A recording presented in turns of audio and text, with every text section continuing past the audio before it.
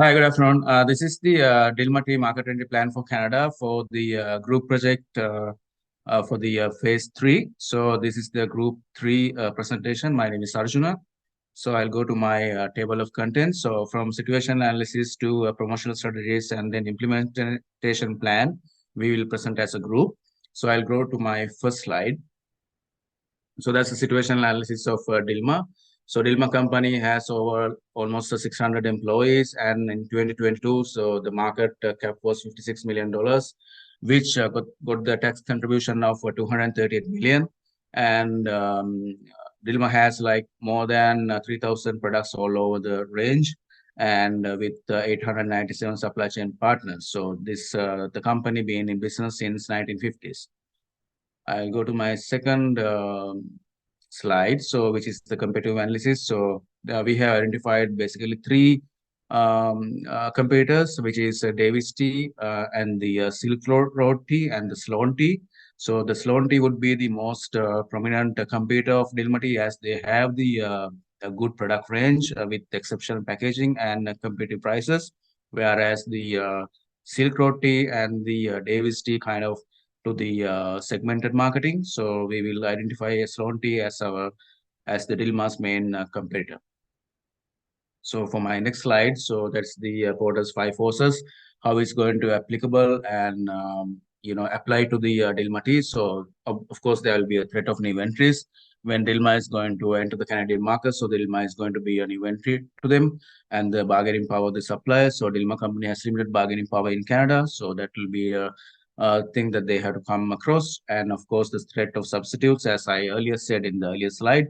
So we have like three competitors, and of course the bargaining power of the buyers. So the costs are low, and the people, the consumers, they they wouldn't think much about when they are going to switch their brand. So, and of course the rivalry among existing competition. So as I said earlier, so we have already three competitors, so there will be a competition between them after they establish their brand, even so with the advertising and the other stuff. So then I would go to my customer analysis, which is the Dilma, when they're going to launch this tea in Canadian market. So as an exporter, so they have to show the do a research about how Asian tea brands will be consumed between the Canadian citizens, but they have to analyze their customers with their customer profiles and the persona studies. And of course, they have to aim to expand their tea products to Canadian customers, targeting customers from all groups, like gender and education levels as well. And so segmentation analysis would be play a bigger role here. And but they have to think about their herbal and the flavored tea expansion among these consumers. So the Dilma tea can be found in various price ranges as well, so they have to be considered that too. So for the next PESTEL analysis, I would like to invite my friend Haripriya. So over to you, Haripriya. Thank you, Arjuna. So I'm Haripriya, and I'll be doing the PESTEL and SWOT analysis and the market entry strategy. So the PESTEL analysis, we are conducting this to access the external factors for the organization success. So we have identified all the political, economical, social, technological, environmental, and legal aspects here, so that the Dilma tea can choose a take a wise decision and adapt to the environment changes.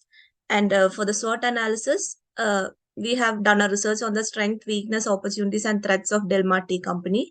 So the Dilma's strength lies in its brand image and the loyal customer base, whereas the weakness is all about its competitors and imitators, and the opportunities lies in its expansion to the health conscious market, and also providing a good distribution network. And finally, the threat, it's from the competitors, like the high competition from its expensive and affordable customers. And for the market entry strategy, we have chosen like 3 mode of entry, which is the direct exporting, licensing, and joint venture. And after considering all its advantages and disadvantages, we have come to a conclusion that direct exporting appears to be the most advantageous mode of entry for the Dilma tea into the Canadian market. So It faces challenges like high cost and competition and everything, but with coming years, after gaining familiarity and experience in the market, the Dilma tea can um, earn a great success in the industry. Rest of the portion will be explained by Bibin. Thank you. So thank you, Haripriya, for explaining her part. So I'm going to explain about product strategy and price strategy. So we have chosen a product extension strategy for our Dilma tea. So from our research, we have found some factors like political, economical, socio-cultural, technological, environment, and legal factors. Coming to political factors, Canada has a stable environmental relation with Sri Lanka, so there is no political barriers. So coming to economic, Canada is a high income country, so people can afford our product. So coming to socio-cultural, Canadians are more conscious about their health, so Dilma suit them well. So coming to technological factors, there is no technological factors affecting our Dilmati. So in legal, it's all about political, like the legal factors like Food and Beverage Corporation Act. So Dilma should comply with all these. So coming to my next slide, its price strategy. From our research, we had found some factors from internal and external factors. In internal, we had found some factors like cost, brand image, and marketing objective. From external, we had found some factors like competition, demand, and economic factors. The rest of the portion will be explained by my friend Christian. Moving on to her. Thank you. Okay, thank you, Bibin, for that. And I will explain about the place or distribution strategies and tactics.